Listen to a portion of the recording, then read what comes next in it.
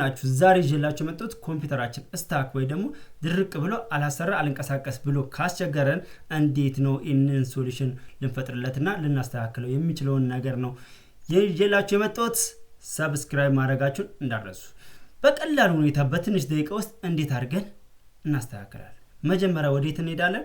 ወደ ኪቦርዳችን ላይ እንሄድና ኮንትሮል ፕላስ shift ፕላስ ESC የምትለዋን እንጫናለን።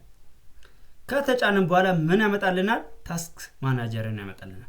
ታስክ ማናጀር ውስጥ ስንገባ የተለያዩ ሶፍትዌሮች ወይ የተለያዩ አፕሊኬሽን ሶፍትዌሮች ይገኛሉ። እነሱ ማለት በአሁን ሰዓት ላይ ራን እየሆኑና ኮምፒውተራችንን ስታክ እያደረጉ ያሉት አፕሊኬሽን ሶፍትዌሮች ሊሆኑ ይችላሉ። ስለዚህ እነሱ ምን እናደርጋለን?